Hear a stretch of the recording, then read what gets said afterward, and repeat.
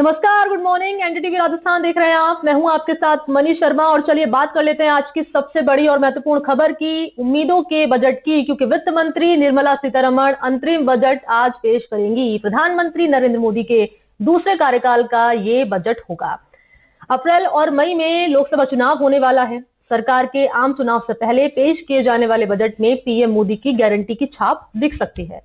माना यह जा रहा है कि अंतरिम बजट में मोदी सरकार महिलाओं, किसानों, युवाओं और देश के गरीबों के लिए कुछ महत्वपूर्ण लोक लुभावन योजनाओं की घोषणा कर सकती है।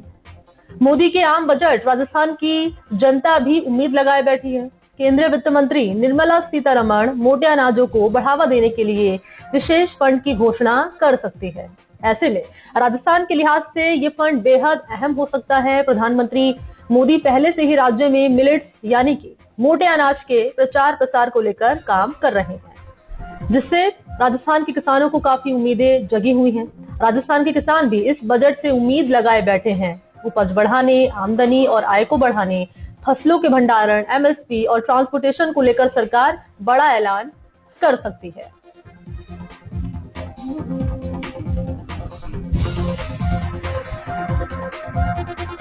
तो आज वित्त मंत्री निर्मला सीतारमण अंतरिम बजट पेश करेंगी और इस बजट पर सभी की निगाहें टिकी हुई हैं। क्या युवा, क्या महिलाएं, क्या बुजुर्ग, क्या किसान, क्या व्यापारी, क्या उद्योग जगत से जुड़े हुए लोग, सभी को उम्मीदें हैं कि सरकार हमारे लिए महत्वपूर्ण घोषणाएं, महत्वपूर्ण ऐलान इस बजट में कर सकती है। तो बजट में क्या होगा खास, एनडीटीवी राजस्थान पर बजट से जुड़ी आज ये महा कवरेज लगातार जारी रहेगी।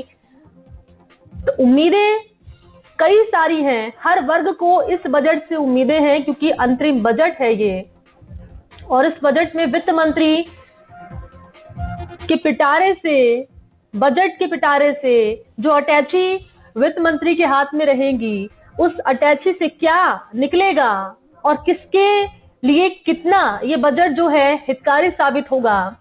क्योंकि इस बजट से उम्मीदें कई सारी हैं। महिलाओं को उम्मीदें हैं, आधी आबादी है, आधी आबादी को ये उम्मीदें हैं कि हमारे लिए वित्त मंत्री एक बड़ा ऐलान कर सकती है। उधर युवा वर्ग को, बेरोजगार जो युवा है, उनको अपने रोजगार की उम्मीदें हैं।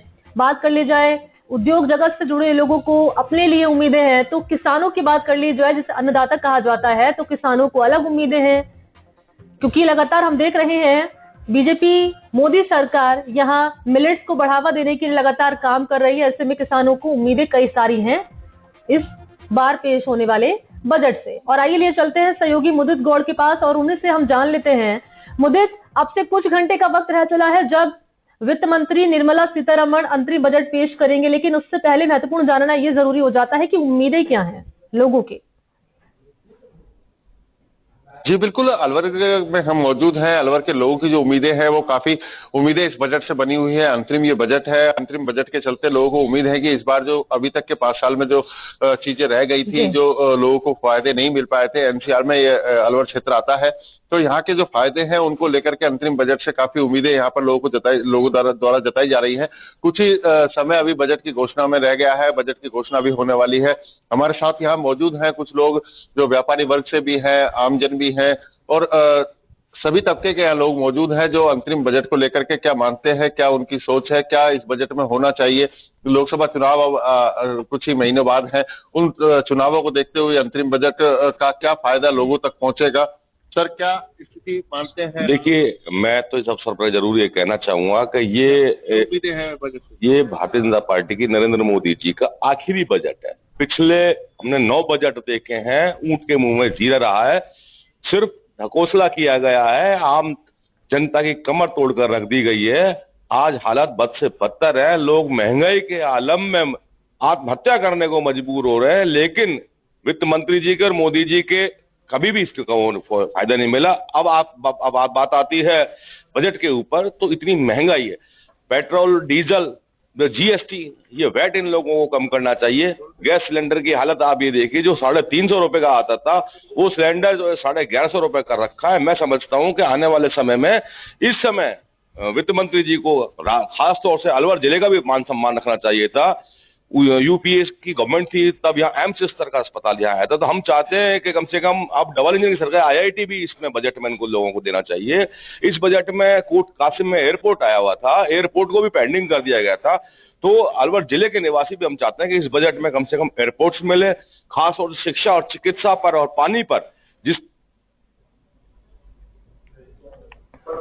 में ज्यादा से ज्यादा पानी। आपका नेटवर्क ब्रेक हो रहा है मुदित, मैं आपको रुक करूंगी, लेकिन बातचीत यहाँ पर कर रहे हैं अलवर वासियों से सहयोगी मुदित गौड़, और उनकी कई सारी उम्मीदें हैं इस बार के बजट से। वो उन्होंने पहले भी बहुत कम कर रखी थी। मैं समझता हूँ किसान सम्मान निधि की योजना को भी आगे बढ़ाना चाहिए। जी, अलवर की अगर बात करें तो अलवर में अभी काफी उम्मीदें हैं जीएसटी को लेकर के, टैक्सेस को कम करने को लेकर के, और जो इनकम ऑफ जो सोर्स है उनको अभी रिटर्न जो भरी जाती है 5 लाख से 7 लाख किए जाने को लेकर के उम्मीदें अभी जताई जा रही हैं। ठीक है, शुक्रिया आपका मुदित गौड़ तमाम जानकारी और बातचीत यहाँ पर करने के लिए लोगों से। तो यहाँ पर हम बता रहे थे अलवर वासी कह रहे हैं कई सारी उम्मीदें हैं, कह रहे हैं शिक्षा के क्षेत्र में, स्वास्थ्य के क्षेत्र में, पानी को लेकर सरकार यहाँ पर काम करे, और भी कई सारी उम्मीदें हैं।